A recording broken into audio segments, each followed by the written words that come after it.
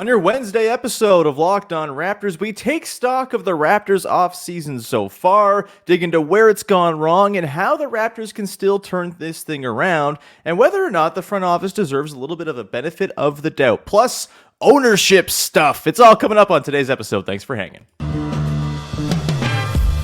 You are Locked On Raptors, your daily Toronto Raptors podcast, part of the Locked On Podcast Network, your team every day.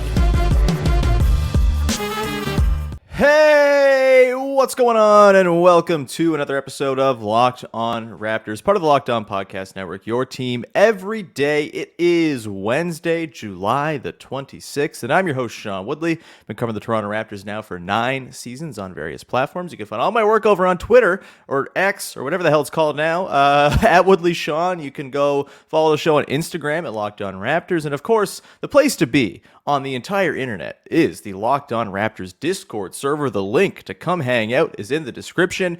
Lots of great stuff going on in there. We're going to have a movie chat. As I saw Oppenheimer last night, we have a little movie chat there. We'll talk about Barbie and Mission Impossible and all the other flicks that are coming out this summer. The box office is hot, baby, and the Discord is hot. Come hang out. It is a great place to be with friends to talk about the team in a pleasant, non-Twittery, non-toxic way. It's a lovely, lovely thing.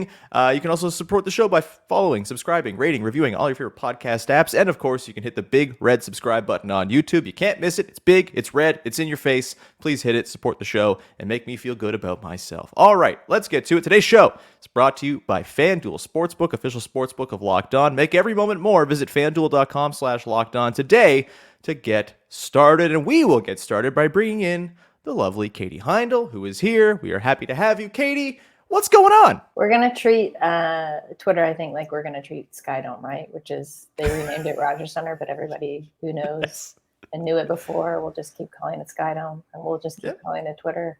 I keep calling it Air Canada Center. Yeah, 100%. I don't really care what the powers that be want it to be called. It's ubiquitous as Twitter. I'm not calling it X. That is ridiculous. All right, let's get into it here, Katie.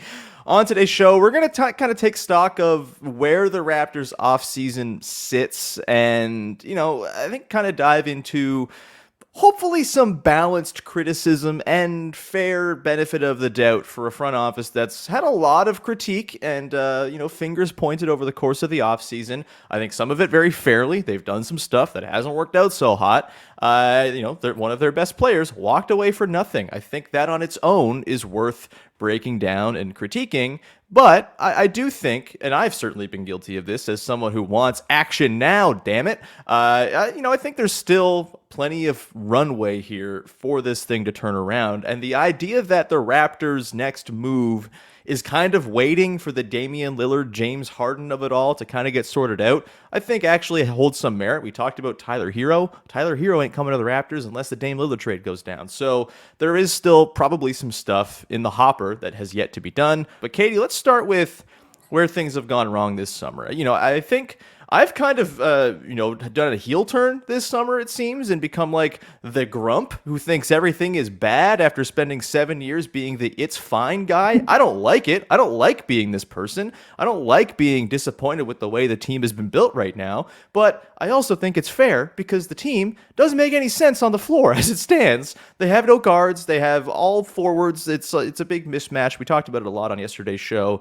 and on Monday's show. If you want to go check those out, everydayers have already checked them out. But Katie, where do you think is like the fair critique of the Raptors front office so far this summer? Like, is it just the Fred thing? Is there more at play? Where do you kind of find the fair criticism to be of this Raptors front office as it stands here on July the 26th, with admittedly plenty of summertime left? I mean, to me, it's stalling, but that's not a fair criticism. So I think the fair criticism would be to say there are things going on in the works, whether that's a big trade, whether that's waiting for the terms of a big trade that maybe has passed them by and doesn't involve them anymore, but they've got to wait for those terms to meet out before they can figure out what they're going to do on the back end of it. Regardless, when I think of how they're dragging their feet, and I'm trying to look at it positively, and it's not just because they're frozen, because they haven't had to make a decision like the one they're going to have to make I think, coming up before. It's because there's a lot of teams involved in these deals we've been hearing about. And sometimes that does take time. That's as fair as I can get.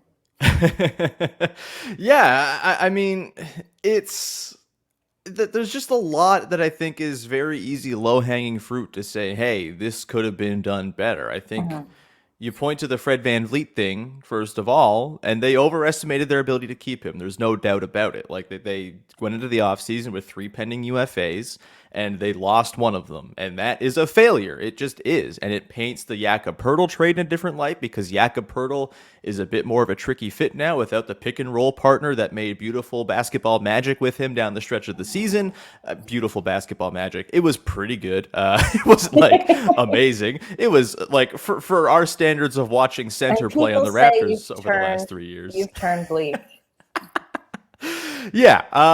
There's just no doubt that losing Fred and not really having a ready-made replacement for his skill set, which, whatever you feel about Fred VanVleet, I'll say it for the 1,000th time, his pull-up shooting and ball handling, the combination of those two things, no one else on the roster can do those things, and that is bad. Like, you have to have those skills to run effective offense in 2023 in the NBA.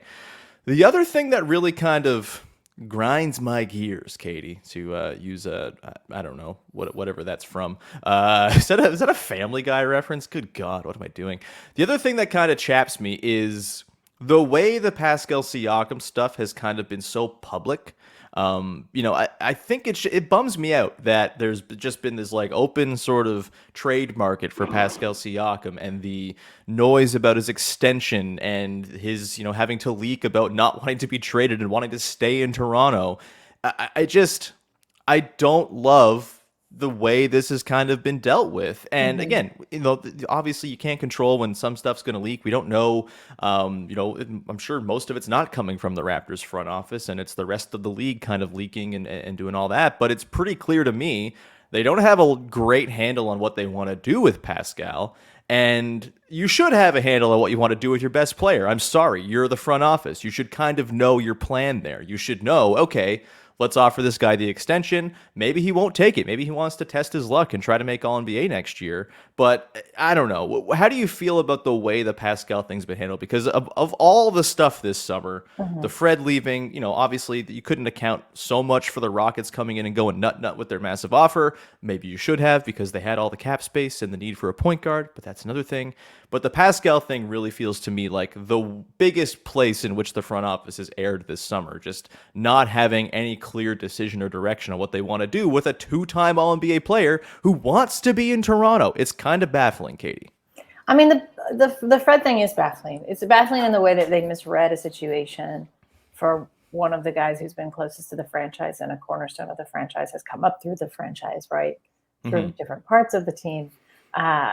To me, when you've had someone like that in your ecosystem for so long, has kind of made his career there, and you've misjudged and misread the fact that, like, he's Mr. Bet on himself. He's gonna go. He's gonna go where the best offer is, and I think he made that pretty patently clear. To just sort of sit back and be like, well, we'll sign Jakob, and that will then kind of tie our hands a little bit to how much we can offer Fred. Do I think they could have offered, or should have maybe offered Fred as much?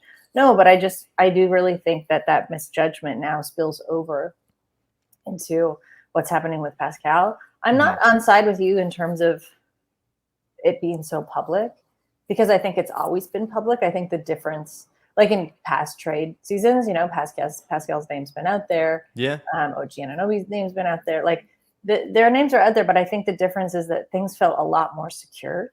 Right. With the team at that point, it was kind of like, yeah, those are just teams sort of wishing, like crossing their fingers and wishing that they could get somebody like Pascal Siakam. And it didn't really seem like the Raptors were in a position or wanted to even entertain that. But now they're kind of down so bad that they have to. However, there's still this kind of, I feel like they're really white knuckling him, which is also not as good, because it's not that they want to hang on to him for the right reasons. Right. My sense is they want to hang on to him because they haven't gotten the best offer for him yet. And you and I have talked about this before, and that I think it may be time you've lost Fred. It might be time now to move on from Pascal too, because you looked ahead to next summer, and I hate doing this, but you have the potential for somebody like OG to walk for nothing again, because his free agency is coming up. And I think, to me, it's less of like, for somebody like OG who could take stock of the room and kind of look around and say, like, what's the plan here? Like the last time this team had their feet to the fire, like right now, they didn't really act that quickly, and it didn't seem like they knew what they wanted, and they weren't really putting him in a position to succeed. If I was him and in a position to walk away and go somewhere where there seemed like a plan for me and something that could be built around me, I would probably do that. So all this to say that, like, the slippage and the kind of misunderstanding of someone that was so fundamentally close to them in Fred VanVleet now carries over to Pascal Siakam, to OG, to like the remaining sort of core of this team in my mind, which is confusing. Yeah, because it's sort of the same team, but like, all of this, I think, to say they're trying to make decisions just based on what's worked for them in the past, rather than looking at the present and what they have in front of them and thinking like, oh wait, we're not that team anymore. We don't have these kinds of the kind of leverage that we did. Other franchises may want to stop actually like negotiating with us soon, because it sounds like that's like, from what I'm hearing, that also sounds like what's happening too, right? Sure. So they're not in an optimal position at all. No, they're not. And yeah, I think there seems to be like a bit of indecision as to what they want to do. There's been reporting about that. Obviously, we've heard about the stubbornness in trade negotiations and everything. And, I would feel a lot less uneasy about them going into the season with both OG and Pascal as like expiring contracts if they hadn't just misread the Fred situation, right? Like, going into the Fred situation, I was sort of trumpeting, hey, like, they've spent the last 10 years re-signing their own guys and taking care of them, and it has not been a problem. They've done it with Fred twice. Now my belief in that is very much shaken, and I don't think you can go into this season with both of those guys as pending UFAs. And hey, Katie, maybe they won't. We're going to get in a second into what could still come ahead for the Raptors this offseason, how the chips still may fall with Pascal and OG, and how the Raptors can kind of pull themselves out of this sort of, trench of criticism that they're just kind of in, getting like pelted with like rocks and stuff from above. We'll get into that. That was a weird way to describe whatever the hell's going on. Evil. Yeah, it was. But hey, it's fine. We're going to come back on the other side, getting all that. Before we do that, however, got to tell you about our friends over at FanDuel, the #1 sports book in all the land. Take your first swing at betting MLB on FanDuel and get 10 times your first bet amount in bonus bets up to $200. That's right. Just bet $20 and you'll land $200 in bonus bets. Win or lose, that's $200. You can spend it on betting everything from the money line to the over-under to who you think is going to hit the first home run, all on an app that's safe, secure, and super easy to use. Plus, when you win, you can get paid instantly. I love the little same game parlay. It's fun when I go to a game in person, throw a little money down on 3 things happening in the game. And if all 3 things happen, baby, you got yourself a payout. If not, that's fine. You're at the game. You're having a great time. You're having some drinks. It's not a problem either way. There's no better place to bet on MLB than FanDuel, America's #1 sports book. So sign up today and visit FanDuel.com/lockedon to get up to $200 in bonus bets. That's FanDuel.com/lockedon. FanDuel, the official partner of Major League Baseball and of Locked On. All right, we continue on here with your first listen of the day. Katie Heindl of Dime and Basketball Feelings is along. Thanks as always to the everyday listeners of the show for messing with us each and every day. You're sick puppies, and we love you for it. Okay, let's talk about how things can turn around here, Katie. Like I mentioned off the top, it is probably unfair to be like, do something and like poke the team with a stick, like asking them to move and get on with it, with all of the uncertainty around Damian Lillard and James Harden and the player movement that is still to come this offseason. Like, maybe Harden sticks around. Maybe the Blazers balk at the Lillard thing and the Raptors look foolish for waiting for that stuff to kind of jump in on the action. But it feels like those guys are going to get it moved at some point, Lillard in particular. And there could be dominoes that fall from there that allow the Raptors to kind of slide in and make their move to balance out their roster. Katie, do you have like where do you think is like a fair amount of benefit of the doubt to give the front office? Obviously, it's not been a banner 2 years of decision making for them, and they have been patient. And like, look, I don't have a problem with patience in general, but you could argue at this point they've been patient to a fault, where they've kind of gone over the little sort of meridian of patience, and now it's gotten into why just like get off your ass and do something. Like it's tricky, but where do you kind of fall on giving them the benefit of the doubt to let the chips fall where they may over the course of the rest of the summer, where we all want things done? We all don't want to spend August refreshing our phones waiting for news. I get that completely. It's tough to look around the league at other teams kind of completing their rosters, and you get to sort of put together lineup combinations and theorize about what it's all going to look like. The Raptors still feel like they have these sort of big swords hanging over the team. Do you feel like it's fair to give them a little bit more grace here and let things fall where they may as it relates to Lillard and the rest? Well, we don't have a choice. And I would say it generally like behooves us. I mean, I understand we've got a show to do, but I do think there's something to be said for like, yeah, recognizing sometimes it's okay, even in the accelerant world of the NBA, for the pace to slow down. Mm-hmm. You know, deals aren't getting done just because people are being difficult. Things are going on in people's lives, right? Mm-hmm. Guys are away, front offices are away, people that they kind of rely on throughout the year are trying to take what little time off they can get. So that's another thing to factor in. I don't know if grace is the right word, but I think everything that we've said would not come as a surprise to the Raptors front office. Like they feel that pressure themselves. I'm sure they want to get something done. In terms of like turning it around, I think we have to be very clear about what that looks like. Because if we're saying turn around to what the team was like either last year or previous iterations, that ship has sailed. You know, it's never. I think by turn around, I mean declare a direction, please. Yeah, but like I would love that. I mean, I would have loved that last season, season before. That I think is more of maybe a fundamental identity problem of Toronto, in kind of wanting to waffle and wait and see how a team turns out. I don't know that they have that.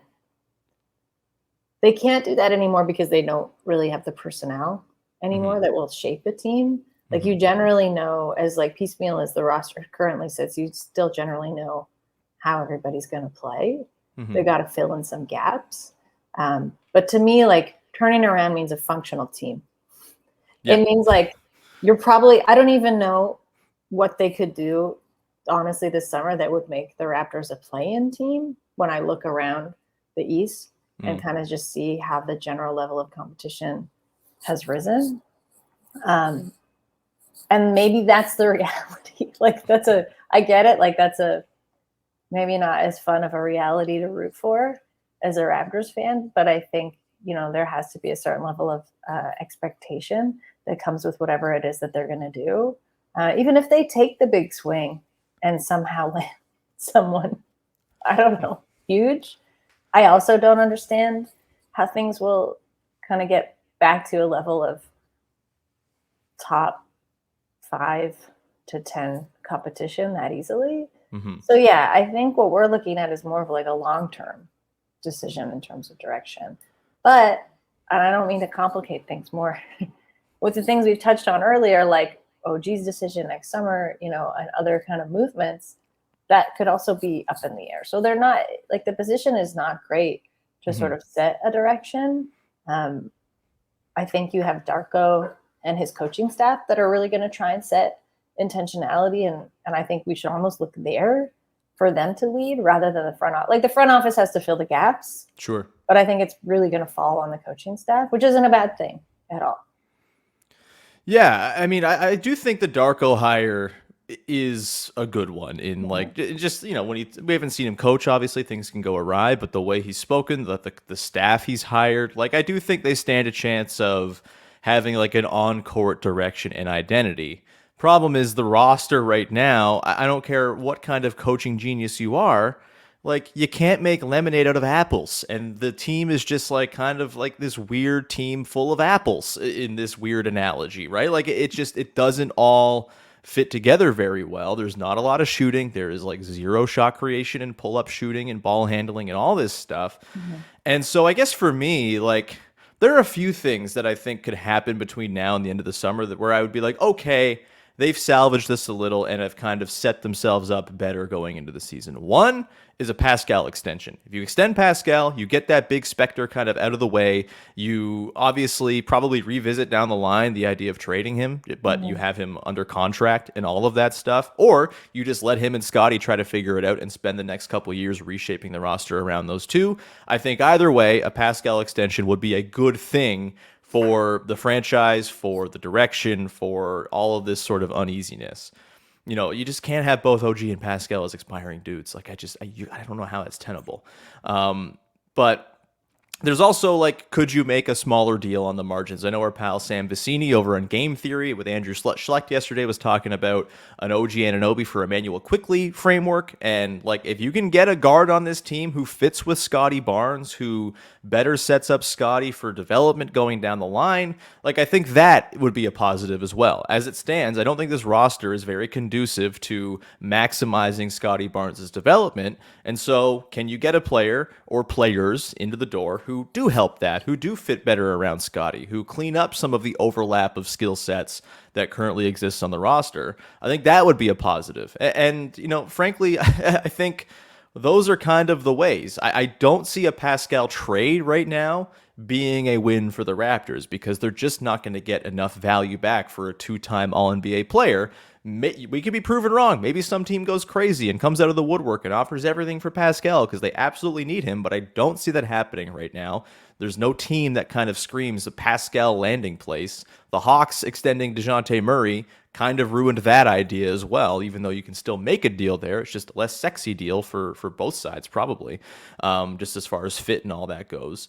It's it's just a weird spot to be in, but I do think those couple things could turn the tide and make it so, okay, this isn't all that bad as far as an off season of decision making goes. And you've gone into the season at least with an idea of like, okay, you know, we've got Pascal locked up. We have a team that makes more sense around Scotty. One of those things I think is kind of how you salvage this thing.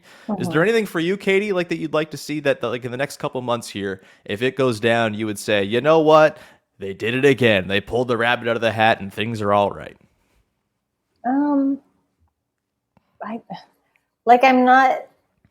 The thing about extending Pascal, because I agree with you, I don't think you can go into the season with two guys expiring, is still like, are you just keeping him for the sake of some nostalgic idea of what the team was before? You know, or are you keeping him with an understanding of how he's going to work with Scotty, how he's going to work with even somebody like Precious, like how you're going to like strike a new balance on the team? Yeah, I mean, if you're extending Pascal, I think it's either just a sort of indication that you're not getting proper value for him on his current contract, and it's something you revisit down the line, which, hey, you don't want to have that loose thread thing hanging over everybody. But I also think, like, we've seen Scotty and Pascal be the two best players on a team that demolished the league over the back 50 games of a season. Like, I don't think that's nothing. It's just the roster now doesn't fit around those two guys very well. And so if you do extend Pascal, I think the move is you spend the next year or two revamping the roster around those guys, knowing you have the runway of Scotty on a rookie deal, whatever his next deal is going to be, and Pascal for the next 5 years. You don't often get runways like that, but if you can set yourself up with that runway, I think that's a viable plan. I kind of think 2023-24 is out as far as like real competitiveness. Yes. They're going to be...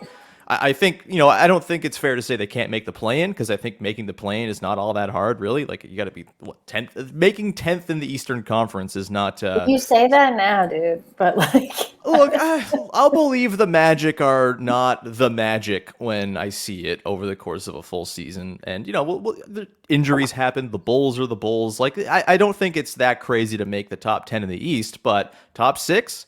Don't think that's happening as it stands right now, barring some massive, unexpected, and unrealistic to expect development from guys. And so, yeah, I just think, really, find a direction in these next couple months and state it and sort of go into the season with an intent. And I think that would make me pretty happy. And just get a guard, damn it. We're going to go back on the other side and get into sort of an undercovered part of the Raptors offseason that could actually be one of the things potentially holding stuff up and, maybe kind of informing some decision making, particularly for anything that's going to cost the Raptors a lot of money going more than 3 years into the future. It's ownership. We don't like talking about ownership, but we'll get to that in just 1 second. Before we do, however, make sure you go check out Locked On Leafs, as our pals Mike and Dave doing a great job documenting the Toronto Maple Leafs offseason. William Nylander, Austin Matthews, are they going to extend? Are they going to trade? All that stuff. Go check them out. They're doing a great job over in your favorite podcast apps and on YouTube. All right, Katie, ownership. Something we haven't really had to talk about in the Raptors world for a very long time because it's just this massive conglomerate, MLSE, owned by the two telecom companies that control our lives, and all these sort of faceless executives in a boardroom with Larry Tanenbaum as the face of the whole thing. He is the NBA Board of Governors chairman, of course. He is very, very public facing, as some people have kind of written around Toronto. Like, it's pretty impressive that a guy who owns 25% of the team through his holding company is very clearly just like the face of the ownership group of the Raptors and of the Leafs and all that stuff. But over the last couple months, things have changed a little bit. The reporting started in late June, that Larry Tanenbaum was going to be selling a stake of his holding company, Kilmer Sports Inc. He owns 25% of the team. The reports are he's going to sell 20% of it to a pension plan fund for municipal workers in Ontario. This is in line with the sort of new rules about pension plans and sovereign wealth and all that stuff being allowed to invest in the NBA. And it's at a very, very, very, very high valuation as well. Like $8 billion overall for MLSE is sort of the valuation when you factor in what this deal is. That's not really the important part. The important part here is it's just uncertainty, Katie, because as it stands right now, both Bell and Rogers, the two companies who own most of MLSE, are potentially going to hold up the sale of this stake by Larry Tanenbaum to the pension plan for various rich people reasons, whatever. And I think the thing that's really interesting here is there's a clause, I suppose, if you want to phrase it that way, where in 3 years' time, Bell and Rogers can buy out Larry Tanenbaum's stake in the team. He's 78 years old. It makes sense. He's going to be in his 80s by then. I'm sure this was all pre-prescribed. He's been around for a long time. It's not like they're going to go do some hostile takeover. This is just probably the succession plan they have. But for me, Katie, it's just any little bit of ownership uncertainty, any little bit of, okay, who's going to be running this show in a couple years? That to me is troublesome because we've seen around the NBA what not so good ownership can do. And the Raptors have been lucky to have pretty hands-off ownership that's been like, you know what, do your thing, Masai, go do your stuff. We're not going to get in the way of basketball operations. But we've also heard the reports of Ed Rogers from Rogers kind of maybe being on the side of maybe Masai's not so great. Maybe we don't keep this guy around. And if Larry Tanenbaum is no longer the face of the team in 3 years, how does that factor down in all these little trickle-down decisions, in particular contract extensions ranging in the $50 million a year range for star players that would lead into this post-Tanenbaum era? Katie, this is all very high end, sort of wishy-washy rich people stuff. Like I said, it's hard to get a read on. It doesn't seem like anything's going to change right now with Tanenbaum. Even if this sale does go through, he's still going to have 20% share of the team. He's still the NBA Board of Governors chairman. He just got elected that in September. But what does this sort of uncertainty mean to you, and does it give you the sort of does it give you the wiggles as someone who is or the willies? I don't know. Does it freak you out as someone who has been watching a team that's been pretty stable with its ownership for a very, very long time? Yeah, I think it's two-sided. I think you're going to get a lot of non-basketball people in terms of executives trying to make decisions, like basketball decisions, because they're now given that leeway to do so, that's a bad thing. The Raptors have had that in the past. It didn't work out well. There's a lot more harsh decisions. You're going to see probably a lot more turnover. Things won't be as steady. I think also it probably speaks to salary and cap consideration.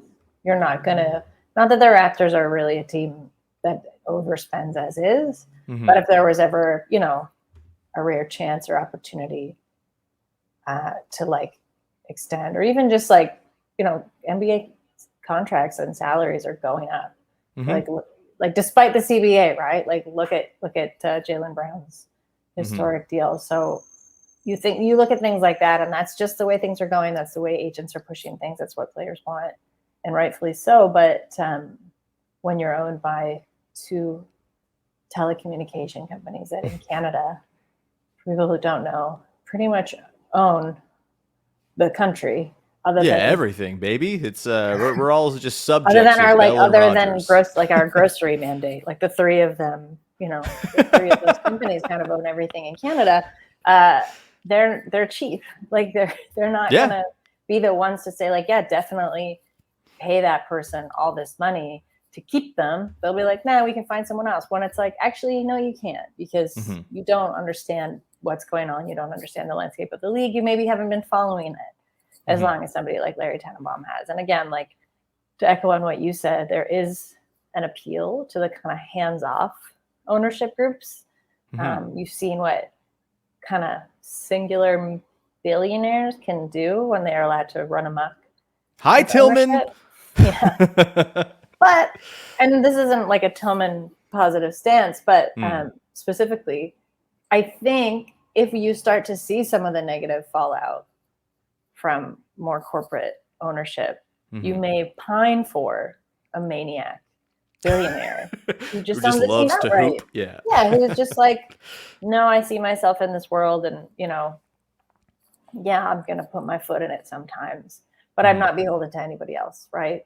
So there's like a lot of considerations there. There's trickle down effects, I think, through what it means for team culture for the people working in and around the team, which can't really be overstated, because we don't really talk about those people on this show, but they're part of this whole ecosystem, and like that goes in. They see athletes every day. They work with them every day. Like it goes well beyond, just the players in terms of like what's a good and stable environment. So I think there's a lot. We're obviously like forecasting well into the future with this, but it is an interesting thing because, as you said, the Raptors haven't had to deal with this for a really long time.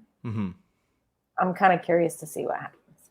Yeah, like we're in that time frame now where the next regime or next face of MLSE, is going to be overseeing things that happen today on the team. And I think anytime you get to that point, anytime there's the potential of like corporate overlords to come in and tighten the purse strings, like what does this mean for Masai Ujiri, who's like one of the most highly paid executives in all of pro sports? Like, does someone come in and say, does Ed Rogers get a bigger say? Like, does Larry Tanenbaum going from 25 to 20% stake, like, does that have something to do with the decision making? Probably not. Like, I don't think anything changes necessarily in the next couple of years, but as the sort of keys get handed over, I certainly think there is a potential for there to be this sort of desire for a single ghoul to own the team, because at least one ghoul. You can't really get a read on a boardroom full of ghouls, and that is a frightening thought. It's a good thing the Raptors won their title when they did, because who knows what lies ahead when the corporate overlords take over the team. Katie, we'll leave it there. We will, certainly keep up to date on this ownership stuff as things come out. It seems like it's kind of on hold right now as Rogers and Bell push back against the sale for now, but we shall see, and we will keep tabs, of course, on all the other off-season goings on. Katie, anything you want to promote for the good people out there? I wrote on Basketball Feeling something about the Kemba Walker signing in Monaco. Basically, what it means for him to kind of create a new definition of success for himself, and how I think in terms of the NBA's definitions of success, how those things can kind of be limiting. I also talked about the Kylian Mbappe deal, because a couple of notable NBA superstars commented on it. Talked about Saudi money, the kind of morals around money that we want athletes to have. And I also will have something on the Toronto Raptors and a little bit about the situation that you and I just talked about today on Yahoo Sports Canada coming out later this week. And if you missed it, I also wrote a profile about Marquise Noel from Summer League reporting. Hell yeah. And that's also on Yahoo Sports Canada. Everyone, go check out all of Katie's wonderful, wonderful writing. It is the very, very best. You are just the best in the game, Katie. We're very glad that you punch down weekly on this show and hang out with me. We will leave it there. Thank you so much for tuning in. Jamar Hines will be along tomorrow. We're going to have some fun. It's been a grim week. I feel like I've been down on the team. Yeah, the people are turning against you. Whew. I mean, look, do I go on Raptors Reddit? No. Do I care? No. But I guess I'm just like the internet grump now, which, maybe no longer am I it's fine guy. Turns out I was it's fine guy when the team was fine for 10 years and less it's fine when they're not fine. Shocking. We'll leave it there. We'll talk to you again tomorrow, and appreciate you hanging. Go support the show by subscribing, rating, reviewing, etc., etc. And come hang in the Discord. Link is in the description as always. Always welcome new folks in there to come hang out. We'll leave it there. Talk to you Thursday. Bye-bye.